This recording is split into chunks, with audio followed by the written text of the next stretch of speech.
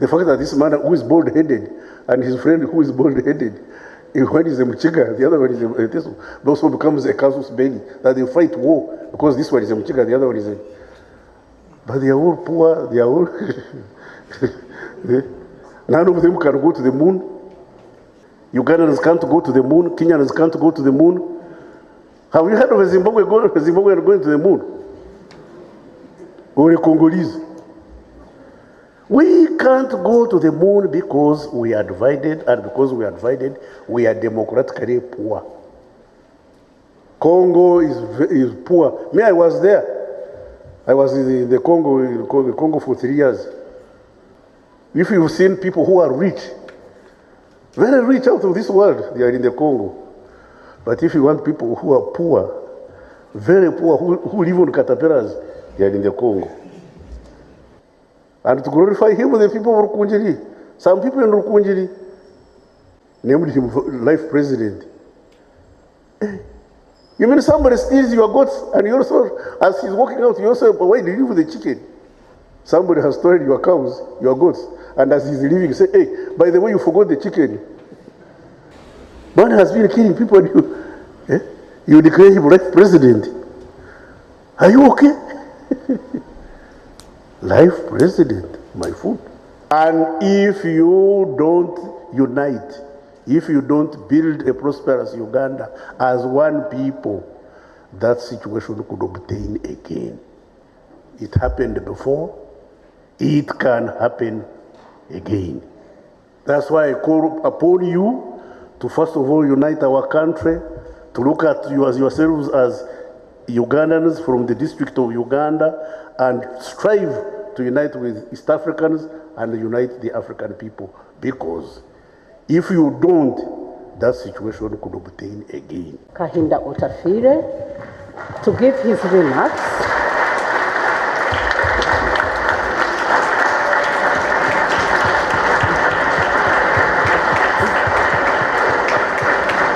Thank you. Thank you.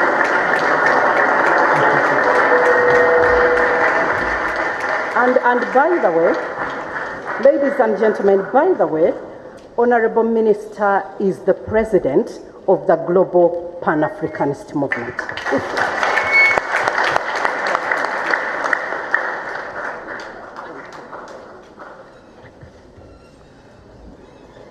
Sit down, ladies and gentlemen. Vice Chancellor, Dr. Kabumburi, my old friend, Kwame Ejaru. You know, his father, Ejaru was a very great friend of mine. And the late Dr. Sheji had styled Ekanya after him. You know, he used to wear a collarless shirt, and then he had a bald head like his son. When you see that drawing of Ekanya, it represented his father. But it doesn't matter.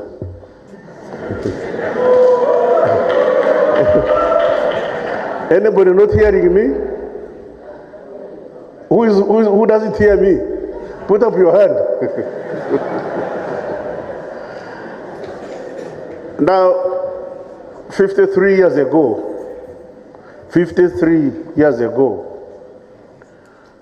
when I walked through the gates of Makerere University, not as a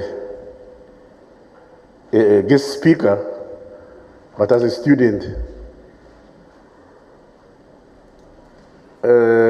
this hall, Nkrumah Hall, was called New Hall.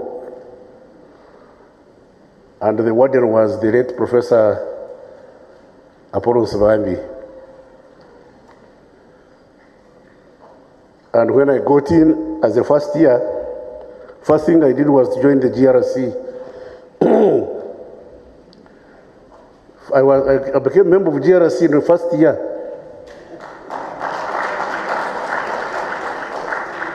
And among other things we did was to rename New Hall Nkrumah Hall. You know, your neighbors in Northcote had claimed suzerainty. They used to call it Kahinda. And we say, why do you call it Kahinda? It's an extension Northcote Hall. So we said, that can't go on. We are struggling for independence. We can't have colonialism on campus. The noise quotas didn't like it. And since I was from Rumumba, I suffered their annoyance because they would come with their speed drums, drumming, get to. Hey, by the way, Rumumba was the only hall on campus that time. These are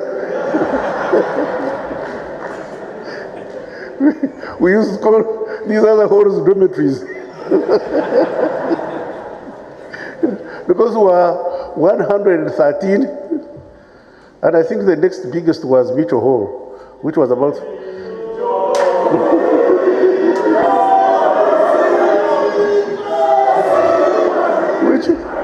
which was about 450, 500.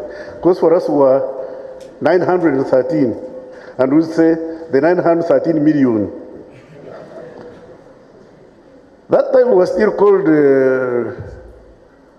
Rumba Hall.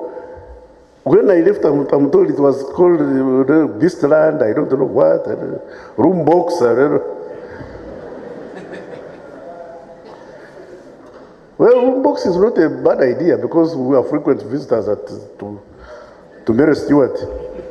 And we also renamed Mary Stewart. We gave it a new name, but the name never caught on, you know. The ladies wanted to be stylish. They didn't like the name we gave them. So they remained Mary Stewart. But their phone name was Box. Now, ladies and gentlemen, I don't like lecturing.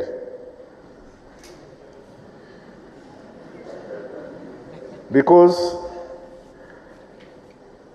I truly believe I don't have answers to everything. So I cannot put down something and then say, this is dogma. Because existence and living is a permanent unity and divorce of contradictions. Every single minute that goes by changes not only the cosmos, but also your being. So much so that I'm now one hour older than when I came. So I can't claim that I know, I have answers, I know everything. That's why, ladies and gentlemen, I want to share my experience,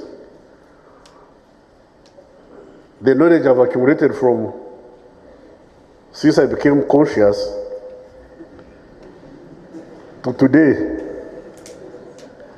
share with you, and then, like your theme says, what do we learn from the life of Kwame Nkrumah? What did Osagyefo live for? What did he live for? Other than the independence of Ghana, the defeat of colonialism, and his vision of neo-colonialism, what did he live for? What is that iconic dream Nkrumah lived for? It was the unity of the African continent. And that dream of his, the unity of the African continent, has been my inspiration, it's been my dream, it's been my goal. That's why I've ended up being chairperson of the Global Pan-African Movement from 1994 up to date.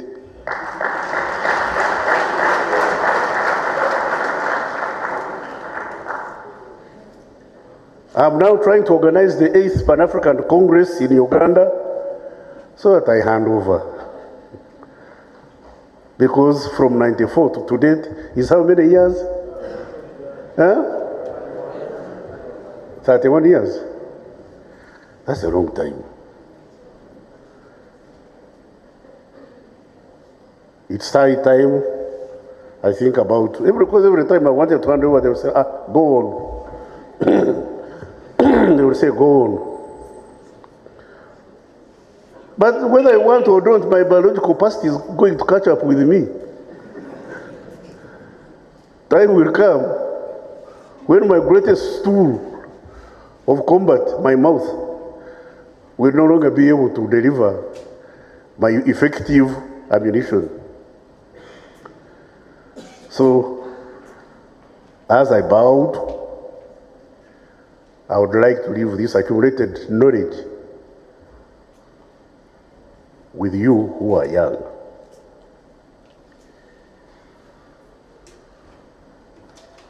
Walking back, I told you I came in here as a student. I thought I came to Makerere to study. I came as a student and left the university with a paper degree, but also a freedom fighting qualification. Because from our second year, we became part-time students and full-time guerrillas, studying aside and started fighting His Excellency Alhaji General Idi Amin, VC, DSO, MC, I don't know what, CBE.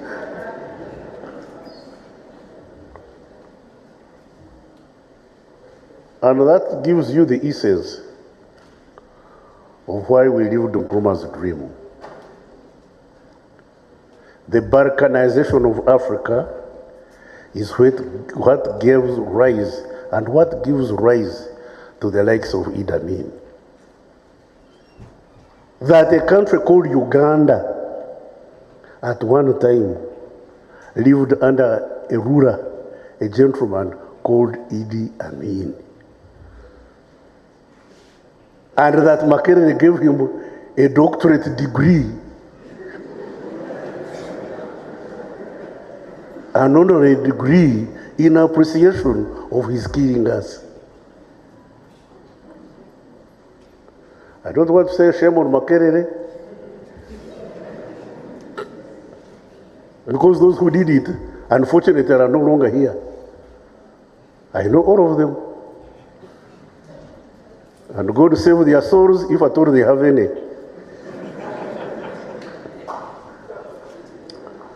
This man started butchering Ugandans from day one, from when he took over.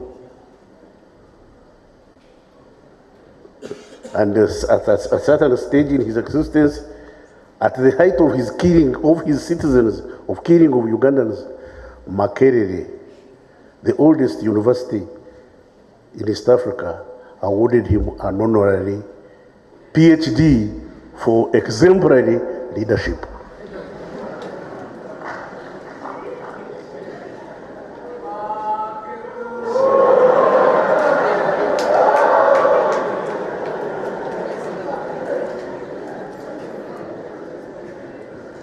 You can see how people lose track.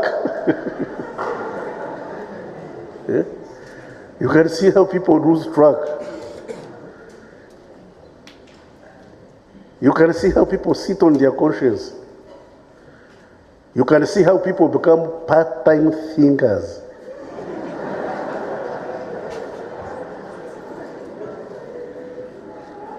For you to award Amin a PhD for exemplary leadership, what did you expect history to say about you? What will history say?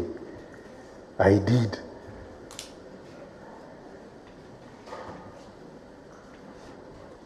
You know, Julius Caesar went to Britain and said, Veni, Vidi, Vinci. Fortunately, I speak some bit of Latin, so it means I came, I saw, I conquered. So me, Veni, Vidi, and fought.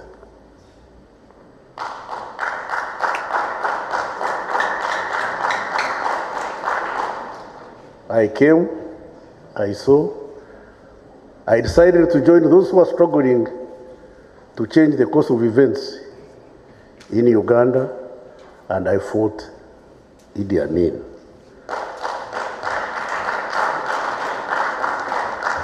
Together with my colleagues, the late Ochengo Doi, the late Denis Echo, Odoi Chwale,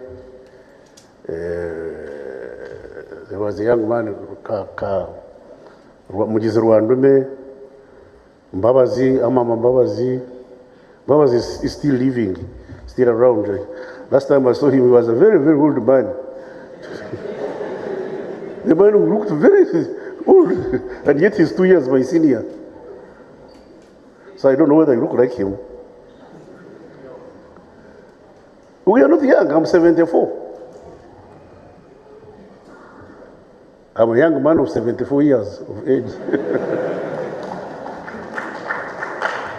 Together with his father, Dr. Rakana Rugunda. Unfortunately, Olarotunu, they had, many of them had to run away to take off. Olarotunu, Rugunda, all these others, they went to exile.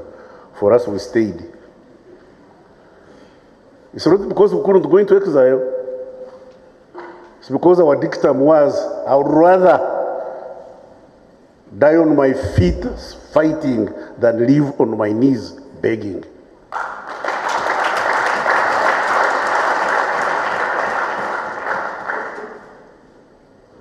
So, ladies and gentlemen, we've done our part. If you look back, I'm chairman of the Pan-African movement, but I'm standing on the shoulders of giants. Marcus Garvey, Kwame Nkrumah, Patrice Lumumba, you know, quite a number of people who started the Pan-African movement. I am actually the 7th president. I am carrying the torch, I'm bearing the torch of Pan-Africanism. Why? Because Africa is the cradle of mankind. And yet we are the most disadvantaged ethnic group of all mankind. We were the ones who suffered slavery, colonialism, imperialism, now neo-colonialism. Just because all of us have refused to do one thing, refused or failed to do, or abdicated responsibility to unite the continent. Unity is strength. And that was Kwame Nkrumah's dream.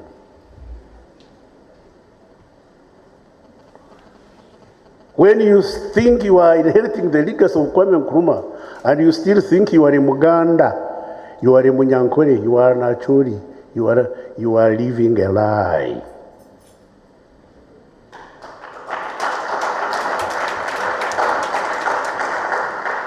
I am not a Ugandan. I am an African. My country is Africa, from the East African province of Africa and the district of Uganda.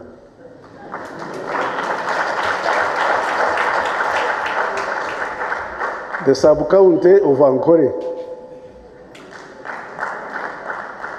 Ankole may be the architect of my creation, but it's not the trustee of my soul and destiny. So young men, when I hear people jumping up and down, Nkobazambogo, Achore, I don't know what, Abanyankore, the Machika Kweterana, I say, God, you God, God who created me, are you the one who made these ones?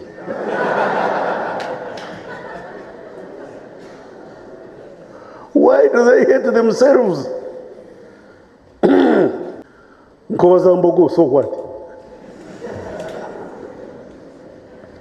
Nkobazambogo, tezikutuka unaku. You know those who don't speak Luganda? They say, ropes from a buffalo hide cannot break. But I'm telling them that we break them every day. Nkobazambogo, these ones of the Wanyankore, these ones of the Achoris, the Kakwas and the Madi, all of your stripes will break. It's only when we unite as Ugandans and weave a stronger rope and tie it to the African rope that we shall be unbreakable.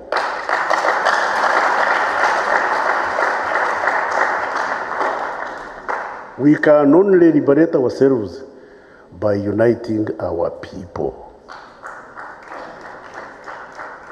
I always ask these Africans, if they, you hear people saying, hey, me am Mnyarwanda, me am Kenyan, me am Tanzanian, oh, je suis Congolais, je suis Congolais. If the eastern border of Congo had been put in Mombasa, what would all of us be?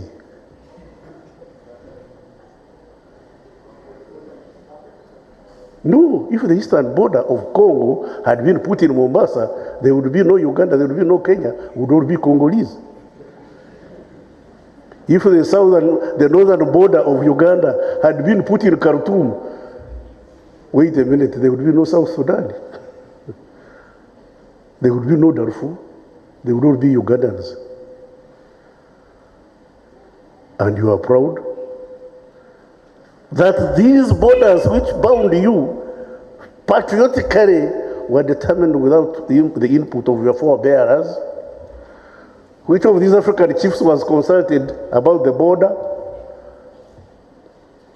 Students of history. Don't you know these borders were drawn on a map where no African dignitary chief or peasant was seated, participated? Then you stand up. It was done in 1800. 2025, you still glorify these borders? Wait a minute, you people at Makerere, the highest institution of learning, students of history, philosophy, political science, you still glorify these colonial borders and use them to describe yourselves? Like when you go to Katuna, there is a man who has a banana plantation that traverses the border. He has a wife in Rwanda and another wife in Uganda. Now what are the children? The late Agre Awori was a minister in Uganda when his brother,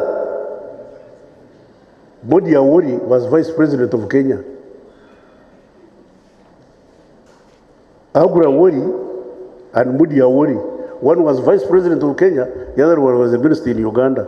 Now, were these ones Ugandans or Kenyans? And yet we are still stuck. We are still stuck to our backward, dangerous, tribal identities. What's the difference between this Muchiga and this Muteso? This Muchiga Kwame and this Kwame from Muteso. It's necessary they are both Kwame. When I look at them, I don't know who is Muteso and who is Muchiga. They all look the same. Bald head, what? hungry because they live in a continent that encompasses countries that are poor. They are struggling in poverty. Democratically poor. Democratically disadvantaged. And fighting each other because of ethnicity, identity. As if that is not bad enough. One is a Catholic, the other one is a Protestant, the other one is a Muslim. Ladies and gentlemen, who has ever come from heaven to tell you whether they admit Muslims and refuse Catholics in heaven, or whether they admit Protestants and take born again, or whether they don't admit all of them? What if you get there to find that nobody's admitted?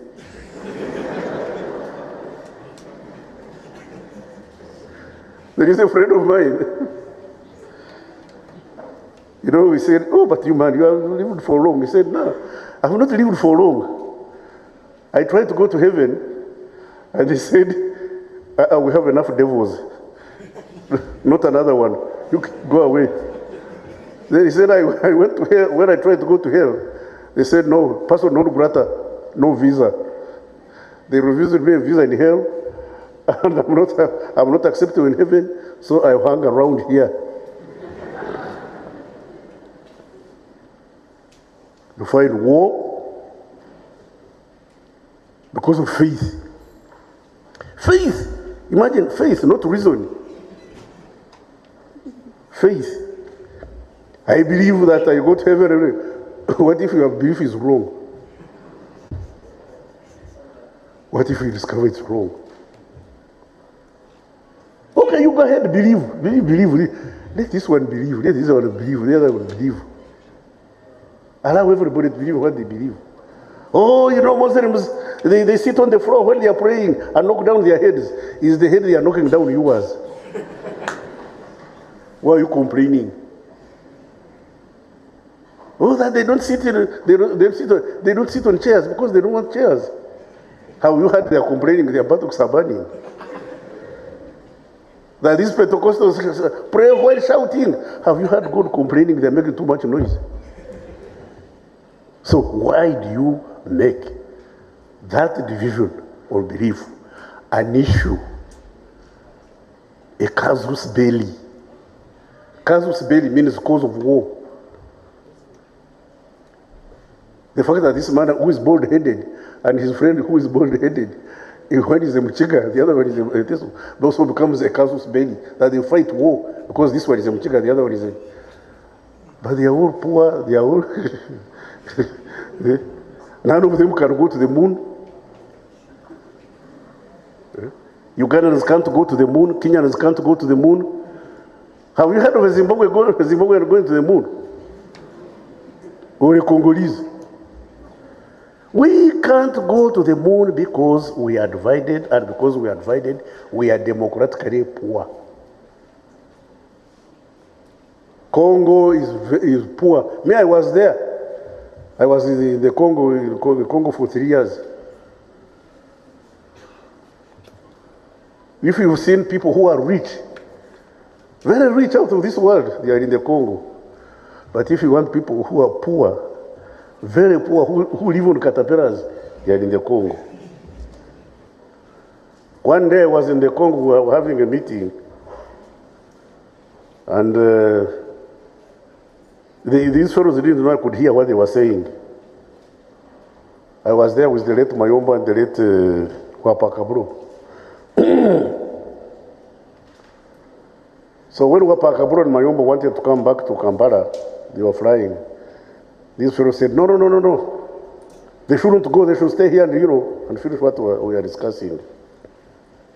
Then I stood up and told them, let Wapa go, let Mayombo go, I'll finish everything you want to hear. I said, Mama Nangai, Azari Congolais, Azari Ugandais, how to wapo you? They didn't know I could speak Lingala better than they do. Azari Congolais means is he Congolese? Azari, is he Ugandan? Where does he come from? Language is a means of communication. How can you speak Lingala, Kiswahili, or what, and you think I can't learn it? It took me 3 months to speak Lingala fluently. Just 3 months I was able to speak fluently in Lingala and learn French. And also prosecute the war. And they were biso bana botobota mina Congo tozali bana. Yeah. Nazali mwana African. I'm an African. And I want you young people to be Africans. When you identify, I'll go to my grave very comfortable.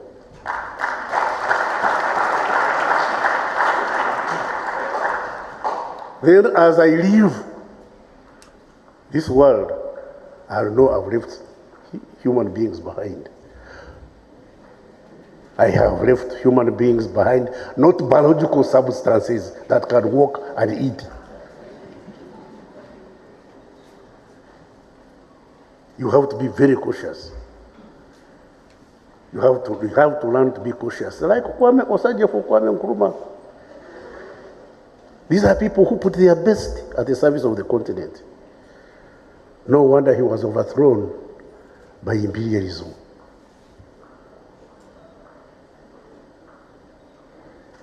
The imperialists could not allow Kwame Nkrumah to live his dream, to achieve his wishes. They thought the independence of Ghana was, as president of Ghana, he had reached the ultimate. They didn't know that Kwame Nkrumah realized he was only a Gombora chief in Ghana. Yes, he was president of a sub-county called Ghana. He wanted a country called Africa. That's the greatest attribute of Kwame Nkrumah. His dream for the unity of Africa. And you know when people are talking about Ghana, oh no, this man, he was a dictator, he was this. That's besides the point. What did he want for Africa, and what is his greatest attribute? The desire for Africa, the desire for the unity of Uganda, the unity of East Africa, and ultimately the unity of the African continent. I would rather be a mayor in Africa than a minister in Uganda.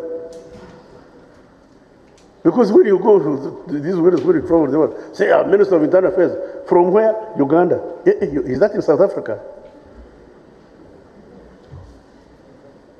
You know, one day I went to buy aircrafts for the police. I was in Texas, in a place called Amarillo. The vice president of the corporation, Bell Corporation, held a dinner in my honor. Imagine this.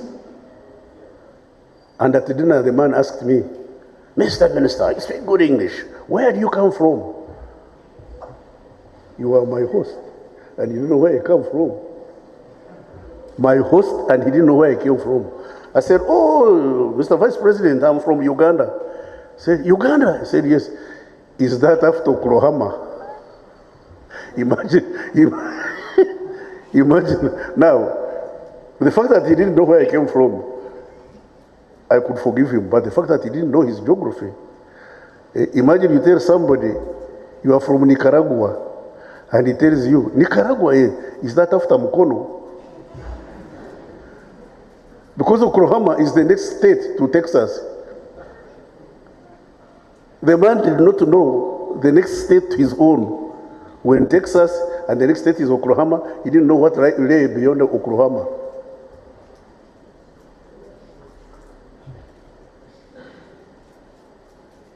You can imagine. Now, when these people are dealing with us, these fellows, they look at us as from two perspectives. One, the N word. Do you know what the N word is? You know the N word? Niggers. Two, as subjects for exploitation. And we allow ourselves to be exploited. The other day I was telling these people of the Law Council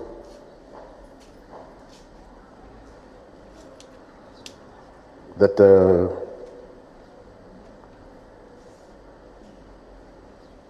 have they ever heard of the what we call the military industrial complex?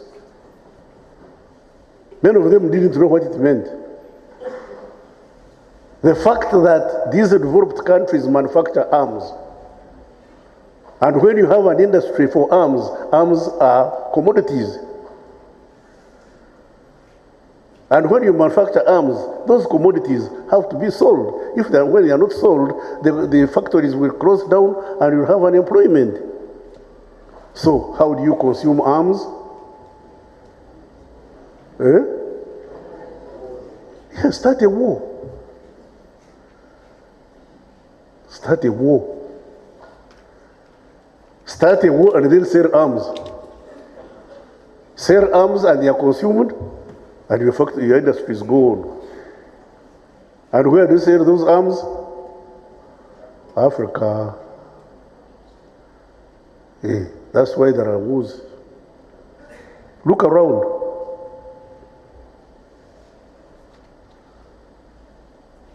One day my little daughter, I think she was in P4, P5, asked me, "Daddy, is it true you people spent 5 years in the bullfighting?" Oh, I said, "General." I said, "Yes, yes. We spent 5 years in the bush fighting, was struggling, working." I said, "Were you mad?"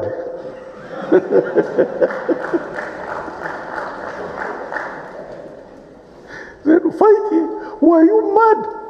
I said, "Why? What is it you are fighting about that you couldn't sit down and discuss? Did you have to fight for 5 years before you realized that these are issues you could discuss?" Said, "No, there was no sugar."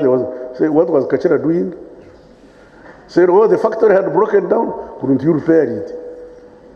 If you couldn't repair the factory, couldn't you import? Now I said, now this one has.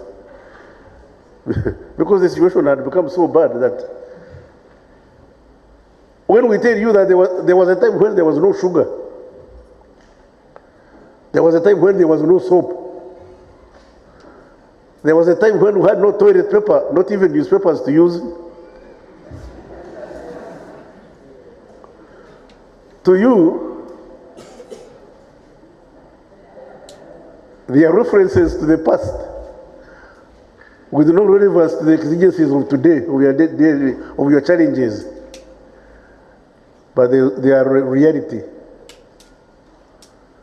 I know it may not concern you because for you, you take sugar for granted. You take toilet paper for granted. You take soap for granted. There was a time in my lifetime when these essential commodities were non-existent in Uganda here. And if you don't unite, if you don't build a prosperous Uganda as one people, that situation could obtain again. It happened before, it can happen again. That's why I call upon you to first of all unite our country, to look at you as yourselves as Ugandans from the District of Uganda, and strive to unite with East Africans and unite the African people. Because if you don't, that situation could obtain again. Who can tell me about the existence or existence actually of the Sudanese refugees? There are over 1 million plus refugees from this country called Sudan.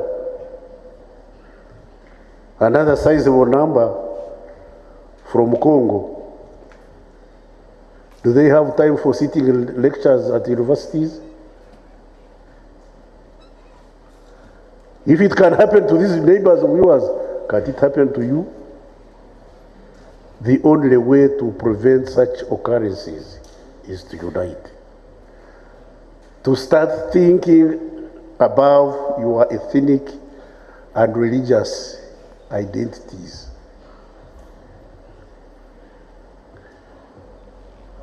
Our greatest problem is we are Madi, Rugwara, Banyoro, Bachiga, Alur, Basoga, and the Irk. How many Basoga have gone to the moon and come back?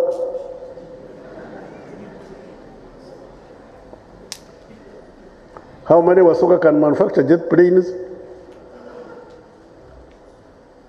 How many Wanyankore can build a modern hospital? A modern referral hospital on their own as Wanyankore? How many Wanyankore are manufacturing cars? Oh, even safety pins. Safety pins. Yes, we are manufacturing safety pins, but we are using other people's raw material. I want a safety pin made by Wanyankore from start to finish. For us, we are Wanyankore, we are wonderful, we are great. Nonsense. A poor Munyankore and a poor Chori, a poor Langi, a poor Musoga, they are all poor. A rich Munyankore, a rich Muchiga, a rich Mamadi, a rich, they belong to the same clan. And you know my other name? I'm called Kahinda, Otim, Otafire. Otim means one of us who was born from afar. Yes, I'm Rangi. Because I relate to those of my class in Lango. When I hold a party, I call the Ogwars, the Otims, the Dramadris, the Karikwanis of Uganda. I don't call the Rwamjirimbi, who are my neighbors. Because the Otims and me are one clan. The Rwamjirimbis who smoke tobacco and drink sour milk from breast are part of you.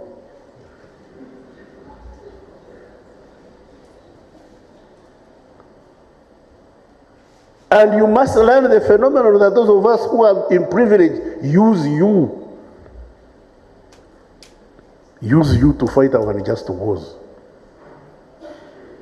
Wake up. Stop being used to fight unjust wars. If we are going to fight a war, it has got to be just and legitimate. Don't fight a war because you and me are biologically Banyankore. Biologically Banyankore, when we are socially different tribes. Have you understood what I'm saying? Do you understand what I'm saying? Yes. My son and my mother are biologically Banyankore, same DNA, but they are different classes. My late mother used to touch cow dung, and my son could not milk. At the age of 11, he couldn't milk. My mother was worried about this cast grandchild who cannot milk at the age of 11. But my son was equally worried about this old woman who catches cow poo-poo. The DNA is the same. Their biological, the ideological identification is at variance. Now my son would want to use his grandmother to fight war on his behalf, when their social interests are at variance. Go on with your disunity. You will see how far you will go. There should be no Baganda, no Banyankore, no Bagisu, no Bachiga at Makerere. There should be Ugandans.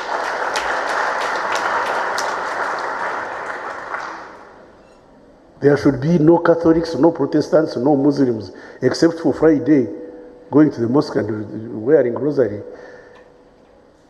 We should have one religion, the religion of the just and the good, and the religion of the bad. Doesn't money disappear in mosques? Doesn't money disappear in mosques? Is that money stolen by Protestants?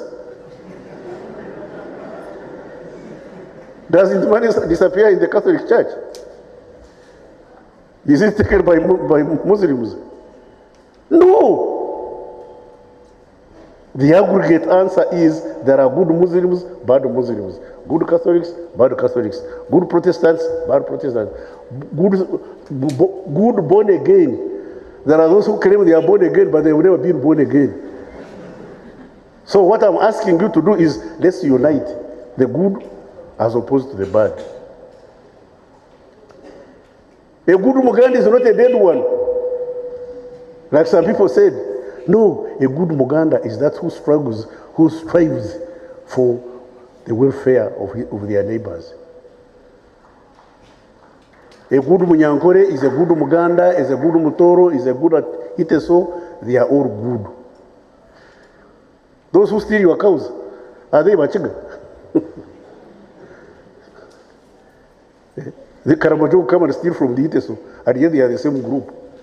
The Karamajong call these ones Karachuna. They say these are Karachuna. They are the same group. They take their cows. And this one is starve.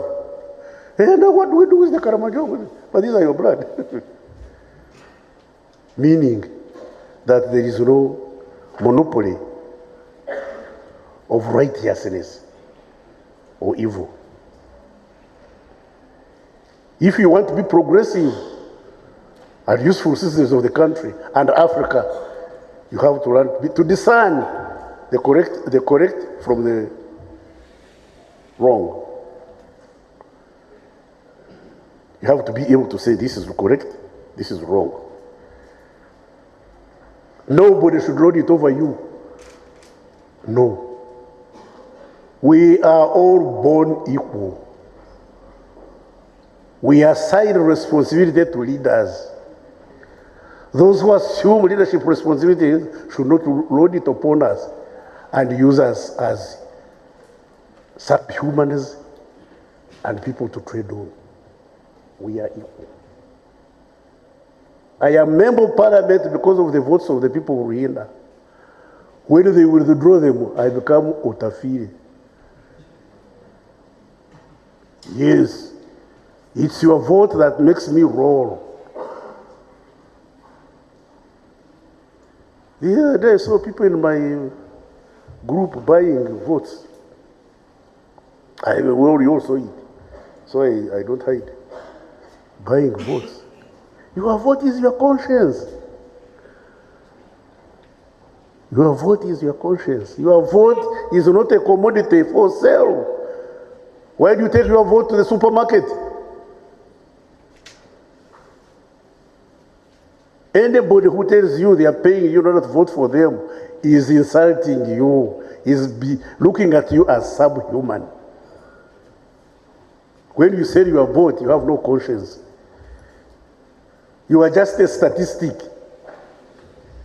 biological substance, just a statistic, something just moving around. Because your vote is your strength, it's your, you are giving me your vote, surrendering your rights to me, for me to protect you, not to turn you into a subject for ridicule. Young people, for us, we've run our race. We've run our race. Do you think I can fight anymore at the age of 74? I can only tell you what not to do, because I don't even know how the fighting these days is done. But I know what is wrong with fighting. Why should you get to a stage of fighting? Listen to Kwame Nkrumah. Listen to Kwame Nkrumah. Unite the continent. unite the continent starting with your primary unity.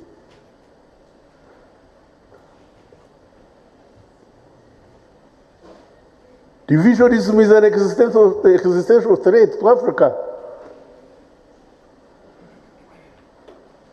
It's an existential threat to Africa. We divide ourselves, buy arms, kill each other, and we pay. We are now paying for the arms Amin bought to fight us. Actually, not fight us, to kill us, because he was not fighting anybody. He was killing.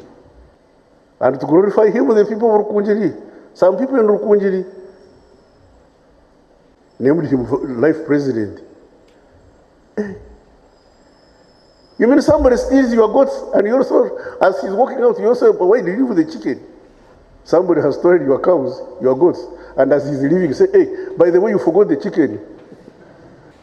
Man has been killing people and you declare him life president. Are you okay? Life president, my food. Fortunately, I mean, he ended his life when he was no longer president. Even that life presidency he believed in was an illusion. It was an illusion which he lived and believed in. And he's not alone. He's not alone. The problem of Africa is leaders who live illusions of grandeur, of invincibility, omniscience, omnipotence. Wait a minute, Kahinda, the other day you were here with mucus running around like at Makerere struggling with books. You know? Today you are a member of parliament and you think you are almighty. Wait a minute. Where you were born, you think there are no other people who are born. When you picked courage, you think there are no other people who can pick courage. Young people, me, I'm telling you, I learned my lessons, and I don't want you to pay the price we have already paid for you. Don't buy what we have already paid for. That is liberty and peace. We have paid for your liberty, we paid for your peace. Don't pay the price we have already paid for you. Learn, live, rise, and sustain the gains of our struggle. Turn it into your struggle. Don't allow anybody to play about with your liberty, peace, and individual freedoms. And you can only ensure that when you unite Africa, like Osagyefo Kwame Nkrumah said, lived, believed, and lived for. Ladies and gentlemen, thank you for listening to me.